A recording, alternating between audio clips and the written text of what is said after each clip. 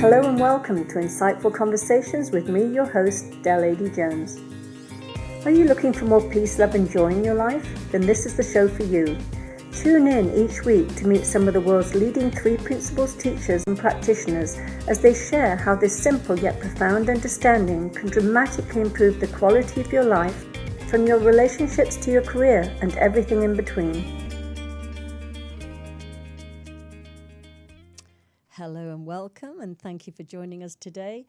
The title of our show is Waking Up to Who We Are, and to talk about this subject with me is my fabulous friend and fellow Welshman, Wyn Morgan. So Wyn is a 3 principles practitioner based in Windsor, UK, and works with corporations and private individuals in every continent around the world. So having stumbled across the 3 principles about 9 years ago, he has completely changed his relationship with his own life and with himself. So having been in the people development world for the last 20 years within organizations and as a coach consultant with his own business for the last 12 years, he now spends half of his life working around the world. So he studied with Michael Neal, and he's been mentored by George and Linda Pransky and Barb Patterson. And even after all these years, Wyn is still constantly amazed at how much there is to see and how much more wondrous and simple life can be. Wyn is a patriotic Welshman, and given how much he travels, he's also very thankful to be a kid at heart, especially on aeroplanes. So I can attest to that. He is absolutely a kid at heart, and we've just had a wonderful conversation about Disneyland. He's made me think I need to go back and visit it again. So welcome, Wyn, and thank you so much for joining us. Thank you very much. So my first question to you would be, when did you wake up to who you are? I think it took quite a while for me to wake up. There was a series of very small steps that now I look back at them would seem quite seismic, but at the time just seemed like just small little nudges of waking up. But I think I'm still going to wake up deeper and deeper into who I am as a human being and who humans are underneath all the shell of who we think. I know. Well, it took us how many years to put it together, so the dismantling is going to take a little while. Yeah. So tell us a little bit, what was your life like before you came across the principles? How would you categorize it? Well, I'd been at various stages of being unhappy, stroke depressed, since I can remember. I remember, a stage in my before 10 being quite dark and moody about things and thinking, well, I don't think this life's that good. I can't wait to get older. I can't wait to be 18. I can't wait to no longer be the youngest child, which of course you always are, because you never catch up your elder brother. So did you grow up in a large family or just? No, just me and my brother and parents, and a very loving family. Yeah. A very loving family. So it wouldn't make sense from the outside that I would be down. Yeah. Wouldn't make sense that I'd be sad. And I'd got continuous different kind of versions then of being depressed. So I remember one when I was 19, in my mid-30s, there was some quite seismic, well, not seismic is probably the wrong word for it, but then very deep depression over a couple of years in my mid-30s. And in that time, I wanted to kind of like find out more about what was going on in my head. And then literally stumbled across something that is then the understanding as to what you and I talk about with people now. I know, it's what we love to talk about. Yeah. We've just come back from Laconia after having a wonderful time up there with the Pranskys. So so you grew up in a small town big town actually, Swansea. Well, for Wales, it's a big city. It's the second biggest city of Swansea. But in US terms, it's a small city of, what is it now, about 250,000 people, so quite small in the big scheme of things. Yeah. And so you've always been in the coaching business. You went straight from, what did you study at university? Hotel and institutional management. Because I like to cook. The institutional part. Yeah, that included hospitals, running of hospitals, running of hotels and restaurants and bars and so forth, because it looked like a fun idea. Yeah. I liked the idea of that whole industry, but it really wasn't what I wanted to do. Yeah. I knew that really early on. So you went from that into becoming a coach in big businesses. Is that how it started? No, I went to direct sales, because when I graduated from university, there weren't that many jobs. But I'd had a sales job, funnily enough, here in California. Oh, my very first sales job. Tell me that bit. In the San Francisco Bay Area, back in 1991. And that's the reason I then had something such as a sales background to then having my first job after university in 92. Yeah. And then did various sales roles and probably accumulated then up into the roles I had with PepsiCo in the UK, in their Frito-Lay business, Walker's snack foods in the UK. And in that time, in the mid-90s then, I went on various training and development courses and loved them. Yeah. And I remember looking at the person taking the training course, well, that looks like fun. Yeah. I wonder what it would be like to do that for a living. And literally that was the start of that. That was back in 1996. Now, were you always like a gregarious child? Did you like sort of performing? Yeah. I wonder where I would have got that impression I from. have no idea. So you went into that avenue, and how was that for you? Was it satisfying? Did you feel something was missing? Well, I did enjoy it, but there were various stages at that time where I'd be very easily discouraged and very easily down on myself if work wasn't going well, or relationships weren't going well, or something wasn't quite right. Then I would snowball in my head into something big. And I think it was late or the early part of 1999, so literally 20 years ago, I was offered to join another company as a senior training manager. So internally, away from the sales arena, into something different and an area I really wanted to do and had been, it opened my eyes to that a few years earlier. Did that for a couple of years, and then in 2001, started doing as an external consultant, training and coaching people for different organizations around the world, and that's when that started. Wonderful. Yeah. And so at what point did you, because I know, how did you first get introduced to the principles? Was it through Barb Patterson? Or? No, it was from the person that she was learning from directly, then Michael Neal. Oh, that's right, yes. And I went on training with Michael Neal back in 2005, 2006. And I followed his career. And what's also really interesting in this whole story is it makes no sense that the NLP training I went on back in 2005, I went on it because of the names of Paul McKenna and Richard Bandler, who I'd heard of. Yeah. Very well known. Yeah, I've heard of them too. Yeah. And then the third name of the bill was a chap called Michael Neal, who I'd not heard of before. And as the week's training progressed, he was the one I was drawn to more. There was something different about him that I really liked, and I followed his career.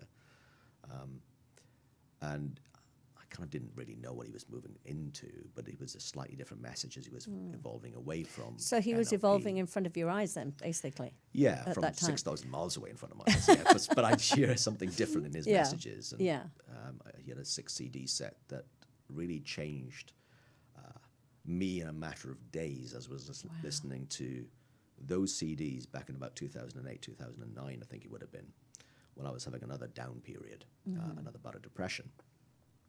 And I was listening to those CDs going in and out of London with work. So from Windsor to London's an hour each way on the train.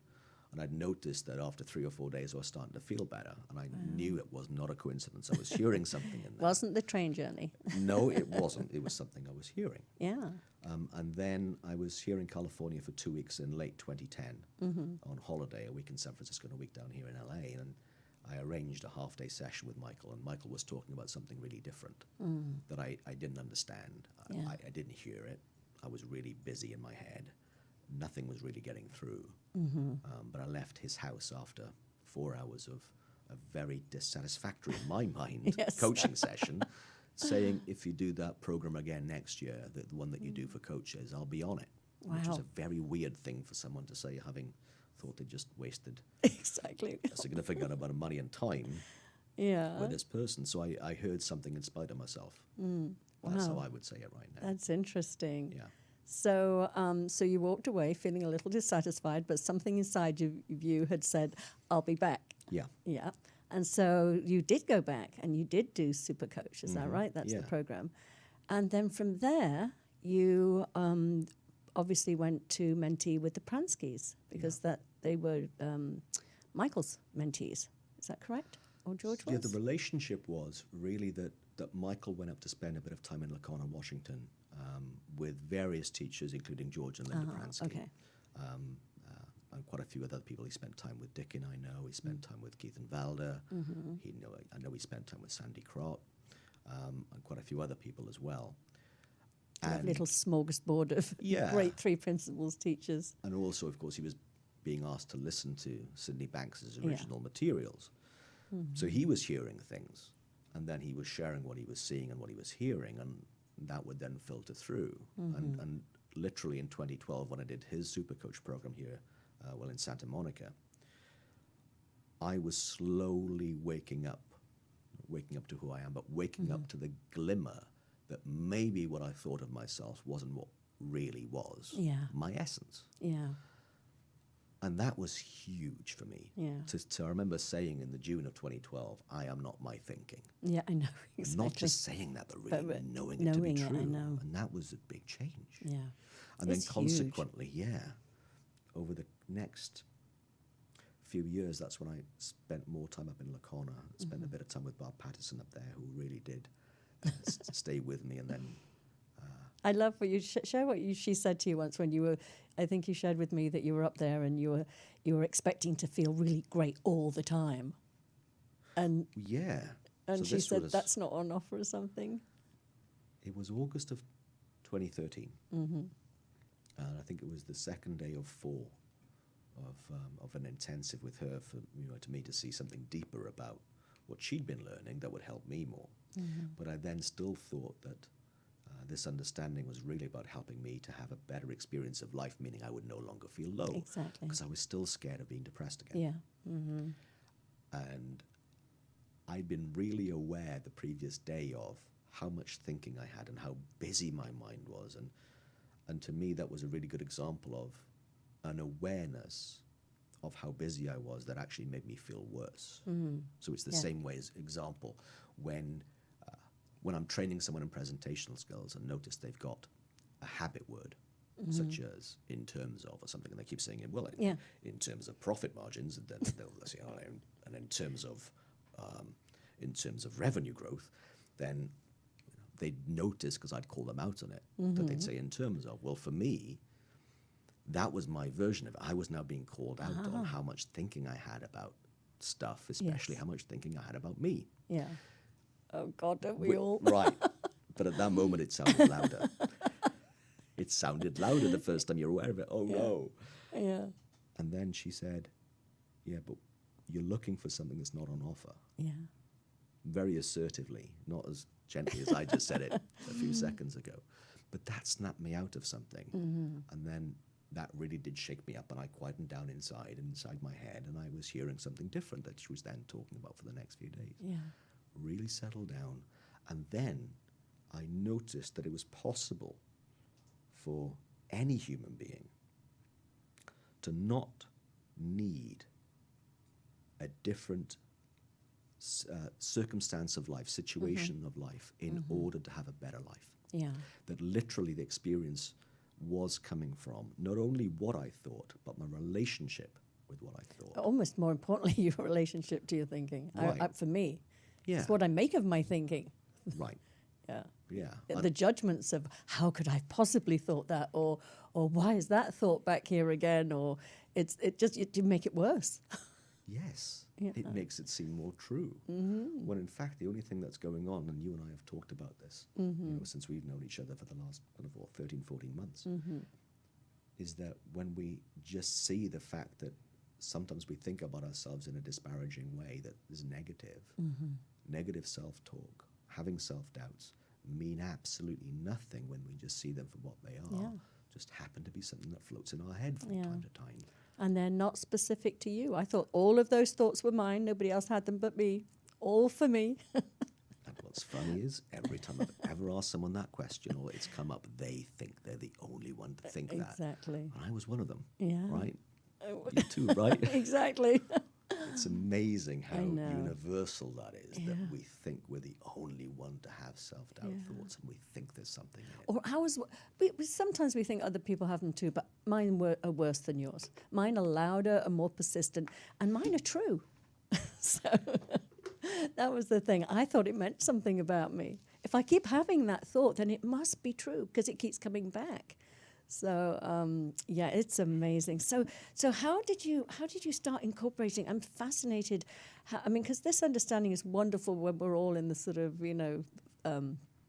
one-on-one coaching and things like that. But how does it apply in businesses? How do you get across to some pretty serious business people that aren't going to give up the thought that a busy mind is a good thing, and it's only through a busy mind that you're going to get things accomplished? Well, for that specifically, I'd get them to reflect on whether that's true or not, and whether that they've noticed there is a direct correlation between how busy they are and how well they do. And I've yet to meet anybody who's spent any significant amount of time in reflecting on that to see the fact that that just is not true, that we do not do better with a busy mind. And in my conversations with them, it might occur to me to ask them questions about what they notice about athletes, or if they play golf, to notice golfers when they perform well, how relaxed or how uptight they look, how much they've got on their mind, or they'll have if they enjoy music, to notice musicians and when they're in the zone, do they look like they've got a busy mind or not? Yeah. And also, I think everybody can really relate to, when they take a look at their own life, when they tend to be the feeling of being in flow and less on their mind. It just looks like it's far easier. Life looks easier then. And also, I keep thinking of these, like somebody like, say, a surgeon, a brain surgeon. I mean, would you want an anxious, uptight, worried brain surgeon doing surgery on you, or a pilot that looks anxious and stressed and is thinking? I mean, I think of those situations where we would really clearly go, no, we want somebody calm and centered, but we somehow tell ourselves that no, we have to get busy to get results. Yeah, and me too. I used to really think that, until I then saw that focus is what we really love to see in the people who are going to perform the flight back. When I fly back to London from LA later on this afternoon, it would be focus in someone who's performing brain surgery.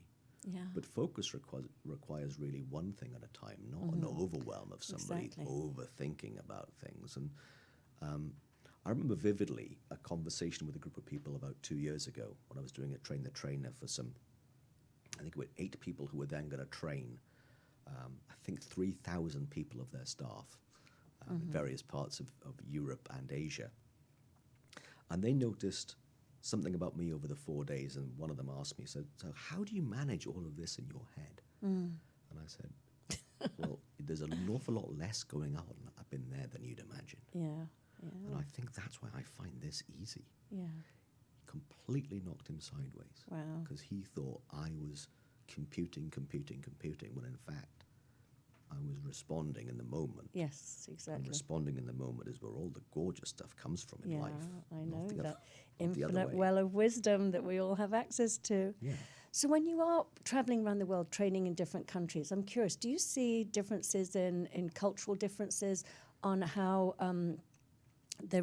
receptive they are to this understanding when you share it with them? No.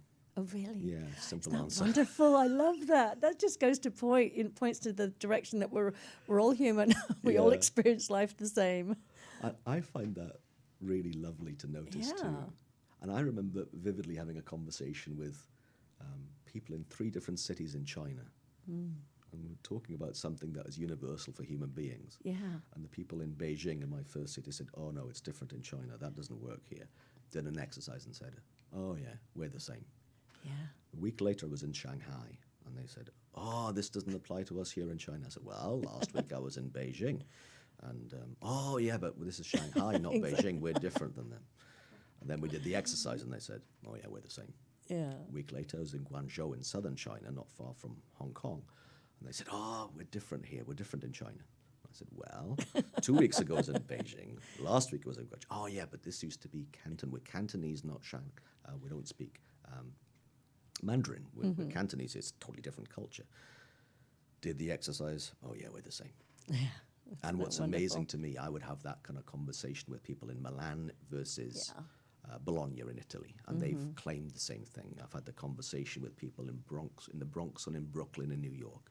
They think they're different, and they're not. Exactly, and you can even boil it down to the family. I mean, it's like, well, I'm different from my, I'm different from my sibling, or just in family structures, because basically it just all sort of spreads out from there. It's such a relief to know that we're all the same. It is. I used to grow up, I think that what happens is a lot of us that that we listen to this negative self-talk. We have this whole thing about, we're not as good as, or we're less than. And then to compensate, we all of a sudden become better than, or special, or unique. And, it's all a trap, however you look at it. It's like, it's so lovely when we just get to sort of get together and go, oh, me too. Yeah, it's such a relief. Too. Having been one of those people who was striving all the time to be better than he thought he was. Exactly. And then to realize that was a completely hollow conversation and hollow way to live. But that's what we all do again. It's just that's part of human nature. But so we're going to sort of be winding down soon. I would love you to can you believe it? It goes by so fast. But how would you, just for people that are listening in that really don't know what these 3 principles are. Sometimes I get feedback like, what are these 3 principles? Clearly you're all having a great time and you all sort of like really enjoy it. So if you were talking to somebody that had never heard it before, and we're not going to use the words because we don't go to that, but just what would you say is the essence of what it is? First of all, if someone was to ask me what the 3 principles are, then I know they're asking a question about the content or the form. Mm-hmm. And that's probably the wrong direction. And exactly. When I'm saying probably, I'm being kind. Yes, but we don't say go probably there. because then they'll open to something else. But what is the understanding that we point to, would you say? Our real true nature, that what we think of life and ourselves is completely fluid. Mm-hmm. It cannot be definitive. So in other words, if I think I am on one day cool, 20 minutes later I think I'm an idiot. Mm-hmm. I can't be right both times. And it only took 20 minutes for me to have completely opposite views of myself. So therefore that kind of shines a light on maybe the fluidity of thought points to the fact that what we think doesn't make it true. Yeah, yeah. And when we see more the glimpse in between that, there is a way of opening our mind and our eyes to something deeper about our true nature. Mm-hmm. And anybody that I know that takes a very reflective view on that sees in between their thinking about how life works, themselves, other human beings, and how they relate. And all of a sudden, they drop into a place where fun happens. Yeah. Mm-hmm. And you don't need the words of what the 3 principles mean. Oh, I know. We don't even mention those words. They just theorizes it, makes it a thing. I know. Pops you in your head, trying to figure it out. Right. Yeah. But what is possible, I think, for anybody is to get a deeper understanding about who they really are as an energy and matter, and a thought-feeling machine that is fueled by something beyond themselves, beyond what I think what we can actually imagine. And we are a very imaginative piece of art. Yeah, beautiful. Yeah, and what I love about it, my 2 cents in here too, is just that we, I describe myself as a spiritual being having a human experience, but loving that humanity, loving, my whole human nature and how we function, as you say, and just enjoying being here instead of the torturous prison that we have these thoughts and then we believe that we're just this little box. And it's been so much fun over the last few years breaking out of that box and just exploring. And as I said, we've been making up all along, so we might as well make up really good stuff from now on. Or to see that everything we make up is a miracle in itself. The fact that we can imagine so vividly. Exactly. Wow, isn't that an amazing gift? Yeah, no wonder you like Disneyland. I feel like I'm at Disneyland with you right now. Yep. But yeah, just that imagination and that creativity. Just everything's at our fingertips to be or do anything we want. And when we take a look, reflectively see the fact that we are the same as everyone else. That we happen to have the same law of nature of being human, then all of a sudden we just fall into who we are. Mm-hmm. I love that. So just I want you to share with our listeners your website, how people can contact you, and anything. I know you've got some stuff coming up, so let's share all of that. Right, so my website is embarrassingly out of date by 12 years. No. The one blessing, I think, of the work is that I've not had to do anything with marketing and publicity for about a decade now. That's fabulous. But it's winning.co.uk. So that's WYNNING. So if you imagine the word winning, but with a Y, Yeah. .co.uk. But also what I'm launching now is a series of trainings and workshops that are called Behind the Scenes of Brilliance. I love that title. For organizations, and that really is, and for individuals, that really takes a look at what is it behind the scenes of when someone shows up and does great work. What's going on behind that? By copying the form of that, by copying the ideas and the habits, it doesn't take long to notice that that's not effective in the long term. So what's fueling good habits? What's behind that? Copying habits is too far downstream. We need to go way upstream to behind the scenes of where all the brilliance comes from, and that's something I'm really exploring with corporate clients and private individuals now, and it's very exciting. I love that. Yeah, I love that. It's because, like you said, if you copy that how-to somebody else did, it's already out of date. Just access your own access to that brilliance that's within you, or as Michael would say, the genius that is within you. So, well, I can't thank you so much. It's been so amazing, and I love having you here today, and have a safe flight back. I know I grabbed you quickly you're on your way to the airport. Yeah. In fact, I'm taking you to the airport. Thank you very much. So looking forward to that. Yep, lovely. Well, thank you so much, and thank you for joining us, and join us next week for another insightful conversation with me, Adey-Jones. Thanks very much. Thank you.